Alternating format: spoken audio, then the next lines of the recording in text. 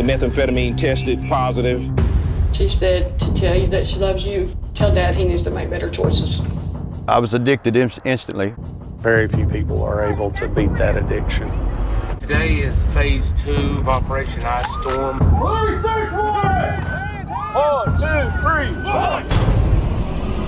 3, No, Lord, help me, Lord.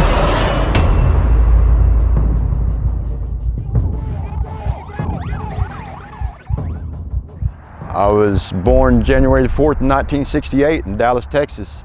So I was raised up in Missouri. I was raised up in a home that was dysfunctional.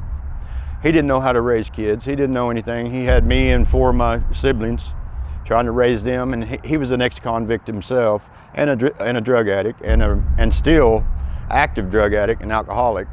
One of my siblings told me, "That's not your dad. Your dad lives in Texas." So from that point on, I wanted to meet my dad. At 15, I took off, and I went to see my dad. Along the way, I found out why my mother did not want me around him, because my dad was a full-blown alcoholic, meth addict, and meth cook. I'm guessing it was on my 17th birthday. It might have been my 16th birthday. I went back down to see my dad and busted in the back bedroom, went in the back bedroom, and everybody's sitting around shooting meth, had needles in their arms. Of course, I was shocked, but at the same time, I'd been drinking, I was drunk, and my dad said, I got your birthday present right here, come here. And instead of saying no, I went to him and I let him shoot me up with meth. And that's how I became addicted to meth. From that point on, I chased it. I chased it all my life. I wanted to be just like they were. I could see my brother, both of my brothers doing good. They were driving real nice cars, and everybody kind of worshiped them, it seemed like. And I thought, man, I want that. I want to do that. I want to be like them, because it just seemed like everybody just loved them.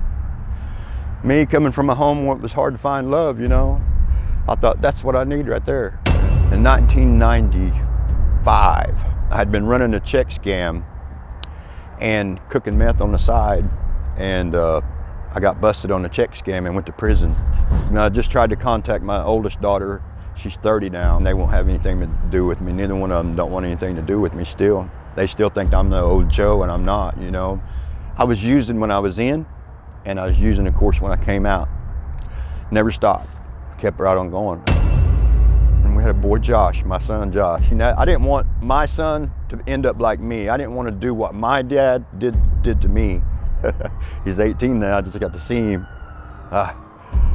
And I thank God that he is just the complete opposite of what I am. He is something else, man. He found God at an early age. In 2010, I caught this case. I caught a life sentence. I was busted up in Ottawa County for manufacturing methamphetamines, and had a trunk load of guns, and got pulled over and had everything. They had me. There's no way out of it. I mean, I was caught. So I ended up getting 4 life sentences, and they sent me to prison on that 4 life sentences. And while I was at prison, I was still using. I was still getting meth in there, and I was still using. 2015, I was diagnosed with stage 4 cancer while I was in prison, because they had told me that I probably wasn't going to make it.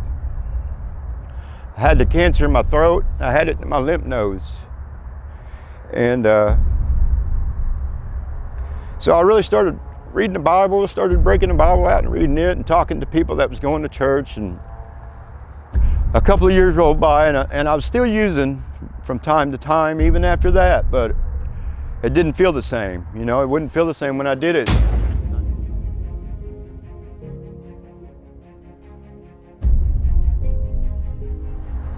So in 2016, I had went through a faith and character program that Pastor Dixie had taught some of the classes in, and that's where I got to knowing Dixie.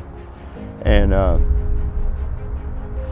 I don't know that he remembers me well from there, but I remember him.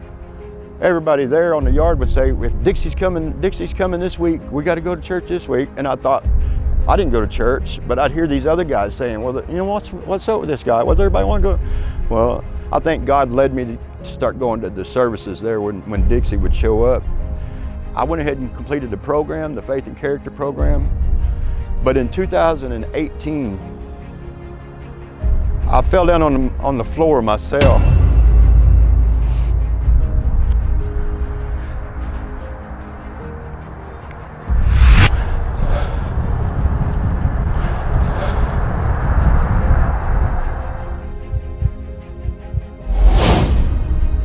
And I prayed to God to help me.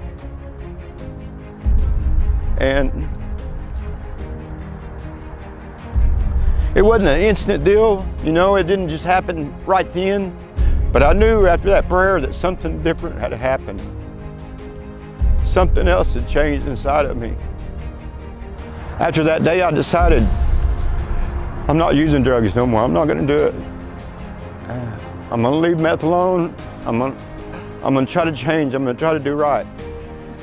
So I started going to church and I started reading the Bible. And my cellie had told me, said I'm filing my commutation. I really think you should file one.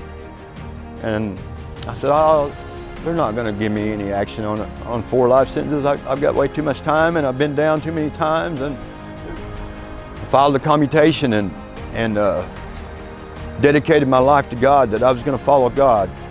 I didn't ask God to get me out of prison. You know, I just turned it over to Him. If it happened, it happened. So I wrote Dixie and he wrote me a letter back, a really, really good letter. And I sent it in with my application for commutation. I hadn't used any meth in those 2 years since I filed my commutation, 18 to 20.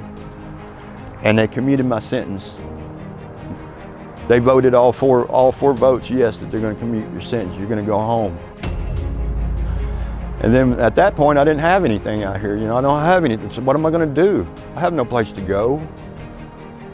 I don't have a home. I don't have, you know, my mother had died, so I didn't have a place to go when I got out.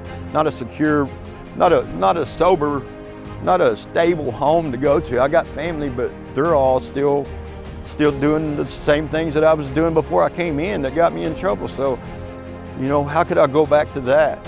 And I was like, I got to find some place to go. I got to find a place to go where I'm not going to be in that same environment when I get out, because even though I know I'm following God and I don't want that stuff no more, the odds of me getting back into it again if I'm around it is very high. I know that. I'm not a dumb person. You know, I'm not stupid. I know no matter how determined you are when you're an addict, you can fall real easy if you're around it. So I had contacted Dixie, and Dixie sent me an acceptance letter and said, yeah, man, you can come here and I got you a place. You come right here if you want to. So that's how I ended up here at Wings of Freedom. I got out and I came here to Dixie's, and he put me to work, and I've been working on this motel since. I seen this place, he showed me this place. He said, Joe, what kind of work you do? And I said, I do construction. I do carpentry, I do construction. And I'm a frame carpenter, but I can do anything. I've done all kinds of different work in my life. I can do about anything. He said, you think you could help me with that motel? And I said, I know I could help you with it. So after that conversation, I started thinking about this motel and what he wanted, what his plan that he has for this place. And it's just amazing that he's got this big idea that he's going to turn this into a place that's going to help people just like me.